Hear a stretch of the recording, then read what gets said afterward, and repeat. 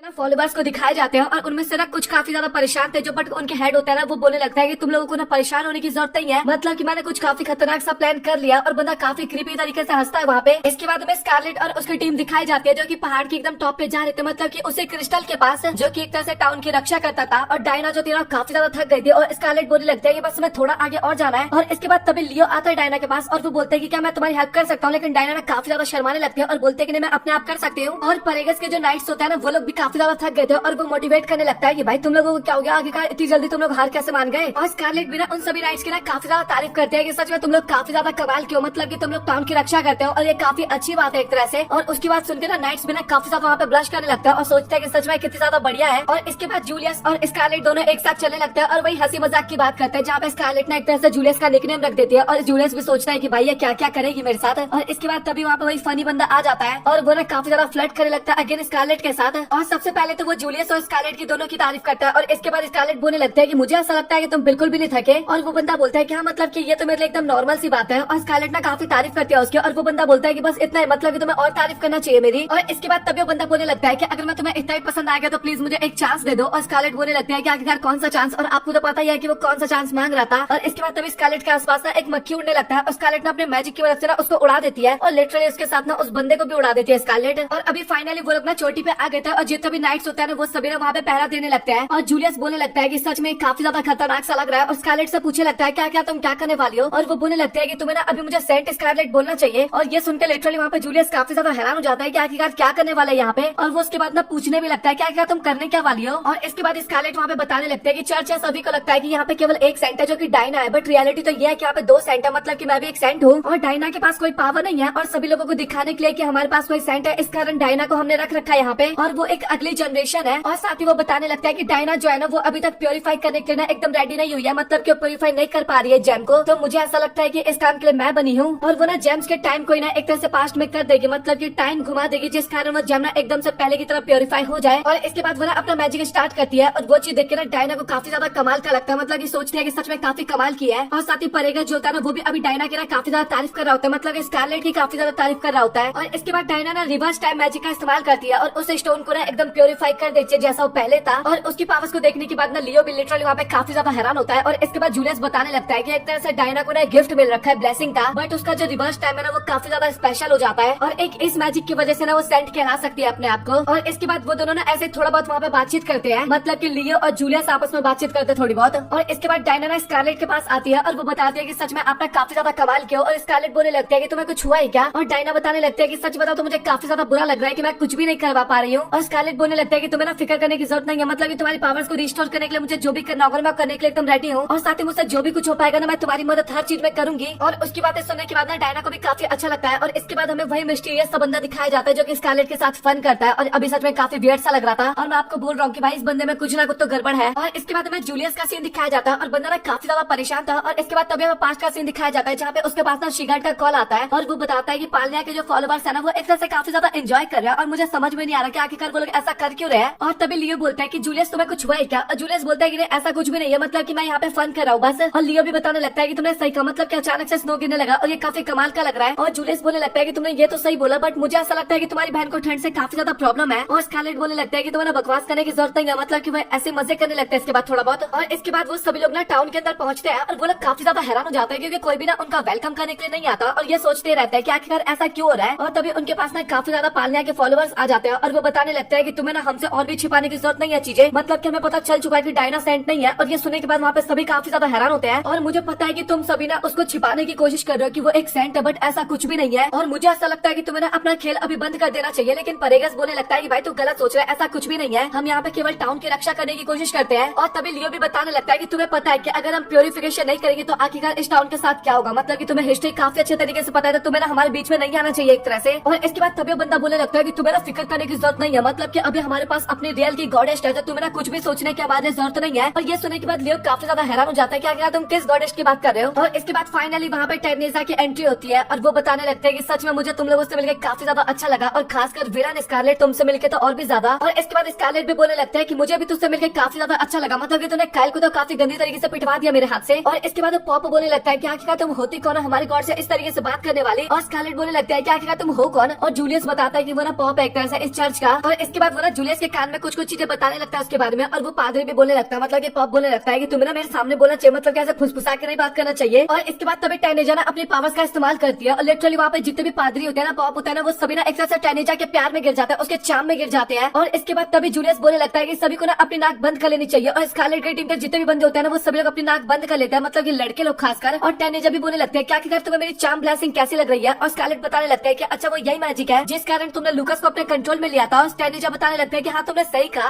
और इसके बाद स्कारलेट बताने लगता है कि वैसे देखा जाए तो प्रिंस काइल ना काफी ज्यादा पागल था, मतलब कि मूर्ख इंसान था वो एक नंबर का, बट जब उसने मेरे साथ एंगेजमेंट तोड़ी ना तो मैं वो सुन के ना काफी ज्यादा हैरान हो गई एक तरह से। और इसके बाद टैनेजा भी बताने लगता है कि सच बताओ तो मुझे अभी काफी ज्यादा मजा आ रहा है, और मुझे ऐसा लगता है कि मुझे ना अभी मेरे काफी ज्यादा पेट्स मिलने वाले हैं। और ये सारी बातें सुन के मुझे काफी ज्यादा अच्छा लग रहा है, और लिटरली काफी ज्यादा क्रीपी वाली हंसी करती है वो। और इसके बाद तभी स्कारलेट बोलते हैं कि तुम्हारी पावर्स का असर मेरे ऊपर क्यों नहीं हो रहा। और टैनेजा बताने लगता है कि उसका असर ना लड़कियों के ऊपर नहीं होता बल्कि केवल लड़कों के ऊपर होता है। और सच बताओ तो ये सारी चीजें मुझे काफी ज्यादा एक्साइटेड कर रही है। और इसके बाद स्कारलेट ना अपने फॉर्म में आ जाती है। अब कौन से फॉर्म में हो तो काफी अच्छी तरीके से आपको पता है। और टैनेजा भी ना अपने सभी पॉप्स को ना ऑर्डर दे देती है स्कारलेट को मारने का। और इसके बाद तभी स्कारलेट भी ना अपनी पावर्स का इस्तेमाल करने वाली होते हैं, लेकिन वो सभी पॉप्स बोलने लगता है कि तुम ना इस बार अपनी पावर्स का इस्तेमाल नहीं कर पाओगे, मतलब कि लास्ट टाइम तो तुमने हमें काफी गंदी तरीके से पीट दिया था, बट इस बार हम पूरी तरीके से रेडी है। और वो सभी ना अपनी पावर्स का इस्तेमाल करता है और स्कारलेट को ना जंजीर में कैद कर लेते हैं। और इसके बाद स्कारलेट भी ना वहाँ पे काफी ज्यादा एक्टिंग करने लगता है कि मुझे ऐसा लगता है कि मैं प्रॉब्लम में आ गई हूँ और मैं यहाँ से आजाद नहीं हो पाऊंगी। बट इसके तुरंत अगले सीन में ना वो जंजीरों को वहाँ पे तोड़ देती है काफी आसानी से। और स्कारलेट इसके बाद अपना कमाल दिखाना स्टार्ट करती है और एक एक करके ना वहाँ पे सभी को पीटते जाती है। और सच में भाई एक एक करके वो लिटरली वहाँ पे सभी को पीटने लगती है। और ये सारी चीजें देख के ना टैनेजा भी काफी घबरा जाती है और वो बोलने लगता है कि उस बीस्ट को ना मेरे करीब मत आने देना। और टैनेजा के बगल में एक लड़की होती है और वो बोलने लगता है कि आपको फिक्र करने की बिल्कुल भी जरूरत नहीं है। और इसके बाद वो ना अपनी पावर्स का इस्तेमाल करते हैं, स्कारलेट के ऊपर अटैक्स करते हैं काफी ज्यादा। और स्कारलेट ना उसके सभी अटैक्स को डॉज कर लेती है और वो बोलने लगता है कि मुझे ऐसा लगता है कि सबसे पहले ना तुम्हें अपने आप को प्रोटेक्ट करना चाहिए। और इसके बाद उसको ना एक लात मारते हैं और सिर्फ एक लात और उस लड़की का गेम ओवर वहाँ पे। और इसके बाद तभी स्कारलेट ना टैनेजा के काफी ज्यादा क्लोज आ जाती है और बोलती है कि तुम्हारी गंदी शकल ना मुझे अगेन क्लोज से देखने को मिल रहा है, और सच बताओ तो मैं अब इसको खराब करने वाली हूँ। और इसके बाद वो ना उसको पंच मारने वाली होती है, बट तभी अचानक से ना उसके पास ना एक बैरियर क्रिएट हो जाता है और वो बोलने लगता है कि तुम्हें पता है ना क्या ये बैरियर किसका है। और स्कारलेट काफी ज्यादा डर जाती है और इसके बाद वो ना डायना की तरफ देखती है। और मैंने आपको बोला था ना कि ये बंदा गद्दार है, मैंने बोला था ना भाई, मुझे पता चल गया था कि व्यवहार से ही पता चल जाता है किसी कैरेक्टर के। और वो ना एक तरह से पालिया चर्च का ना स्पाई था जो कि उनके पीछे लगा हुआ था ताकि उनके इन्फॉर्मेशन टैनेजा या फिर बाकी लोगों को लाके दे सके, बाकी पॉप्स को लाके दे सके एक तरह से। और इसके बाद तभी बंदा बोलने लगता है कि अभी मैं तुम्हें एक ऑफर देने वाला हूँ, सेंट के बदले सेंट, मतलब कि तुम अपने डायना को बचा लो और साथ ही मुझे मेरी टैनेजा दे दो। और जो परिगस होता है ना वो बोलने लगता है कि तू ना काफी गलत कर रहा है, मतलब कि तू मेरे हाथ से नहीं बचने वाला। बट उसके बाद भी वो बोलने लगता है कि मेरे को क्या ही फर्क पड़ता है, तू मेरा क्या ही बिगाड़ लेगा। और स्कारलेट जो होती है ना चुपचाप पीछे हट जाती है और वो जो बंदा होता है ना डायना को छोड़ देता है और सबसे पहले लियो जाता है और डायना को सेव कर लेता है, मतलब कि हक कर लेता है उसे। और डायना भी ना अभी काफी ज्यादा डर गई थी वहाँ पे। और जाते टाइम टैनेजा भी बताने लगता है कि तुम मेरे ऊपर हिट नहीं कर पाई और क्या पता तुम नेक्स्ट टाइम ये कर पाओ। और इसके बाद तभी स्कारलेट ना नीचे गिर जाती है और उसके बाद जूलियस आता है और स्कारलेट बोलने लगता है कि डायना सेफ तो है ना। और जूलियस बोलने लगता है कि तुम्हें फिक्र करने की जरूरत नहीं है और साथ ही तुम्हें इतना ज्यादा हार्ड वर्क करने की भी जरूरत नहीं है। और इसके बाद बंदी वहाँ पे बेहोश हो जाती है और जूलियस बोलने लगता है कि अभी तुम सब कुछ मेरे ऊपर छोड़ दो, बस तुम्हें रेस्ट करना है थोड़ा सा। और इसके बाद तभी स्कारलेट ना एक काफी अलग सी जगह पे पहुंच जाती है और वो सोचते है कि आखिरकार मैं कहाँ पे आ गई। और उसको अपने सामने ना कोई बैठा हुआ नजर आता है और वो बताने लगता है कि मेरी बेटी तुम्हारा यहाँ पे स्वागत है, और साथ ही उसका नाम कोर्नोवा था, गॉड ऑफ टाइम। और सच बताओ तो मुझे तुमसे मिलकर अगेन काफी ज्यादा अच्छा लगा। और स्कारलेट बोलने लगता है कि बट मैं तो आपसे कभी भी नहीं मिली। और वो बताने लगता है कि बट मैं तो तुमसे मिला हूं ना, मतलब कि जब मैंने तुम्हें ब्लेसिंग दिया था और उस टाइम पे तुम गोद में थी एक तरह से, मतलब कि पेट में ही थी। और इसके बाद स्कारलेट भी ना काफी ज्यादा धन्यवाद करने लगती है और कोर्नोवा भी बताने लगता है कि सच बताओ तो मैं काफी ज्यादा हैरान हुआ तुम्हारी हरकतों को देखने के बाद, मतलब कि तुमने मुझे काफी ज्यादा इंप्रेस कर दिया। और इसके बाद वो बताने लगता है कि मैं चाहता हूँ कि तुम ना सेंट डायना की मदद करो और ये सब कुछ एक तरह से गॉडेस पालना की वजह से हुआ है। और ये सुनकर ना स्कारलेट भी काफी ज्यादा हैरान हो जाती है कि मतलब कि सेंट डायना की पावर जो पिछले साल गई है वो गॉडेस पालने की वजह से गई है। और इसके बाद बताने लगता है कि हाँ तुमने सही कहा, मतलब कि डायना को एक तरह से पावर इससे मिला था क्योंकि गॉडेस पालनिया ना मुझसे प्यार करती थी। और इसके बाद बताने लगता है कि वैसे देखा जाए तो वो गॉडेस जो थी ना वो हमेशा से ना काफी ज्यादा जेलसी फील किया करती थी, मतलब कि उसको कभी भी अच्छा नहीं लगता था जब मैं ह्यूमंस को ब्लेसिंग देता था। तो और इसके बाद पालिया ना अपने आप ह्यूमंस के लाइफ में ना इंटरफेयर करने लगी जैसे कि सेंट डायना के लाइफ में उसने किया। और इसके बाद तभी स्कारलेट बताने लगता है कि आप ये कहना चाहते हैं कि पालिया एक तरह से टैनेजा का इस्तेमाल कर रही थी अपने लिए। और गॉड बताने लगता है कि तुमने सही कहा। और इसके बाद बताने लगता है कि पालिया ना एक ऐसे इंसान को बनाना चाहती थी जो कि केवल इंसानी ना हो बल्कि एक तरह से गॉड भी हो। तो इसके बाद लिटरली उसने ना अपने बॉडी के एक पार्ट से ना पूरी एक बॉडी बना दिया। बट एक गॉडेस्ट बिना एक सोल को क्रिएट करने के लिए ना इतना ज्यादा वर्थ इट नहीं होता, मतलब कि एक गॉडेस्ट बिना एक गॉड बिना सोल को क्रिएट नहीं कर सकते। तो इस कारण उसने अनदर वर्ल्ड से एक लड़की को चुना और उसको वहाँ से टपका के उसकी सोल को इस वर्ल्ड में रिकार्नेट कर दिया। और टैनेजा जो थी ना उसका असली नाम ना टेरिसा था, मतलब कि उसका रियल वर्ल्ड में नाम टेरिसा था और वो एक तरह से गॉडेस पालिया की ना प्रॉक्सी हो गई। और इसके बाद वो बताने लगता है कि वो अपनी ब्लेसिंग के कारण ना एक तरह से डायना की ब्लेसिंग को खत्म कर दिया और पॉलिस्टाइन जो किंगडम था ना उसको भी पूरी तरीके से डिस्ट्रॉय कर दिया। और अभी उसका टारगेट ना स्कारलेट थी। और गॉड की बातें सुनने के बाद ना स्कारलेट को काफी ज्यादा गुस्सा आने लगता है और वो सोचते है कि उसके कारण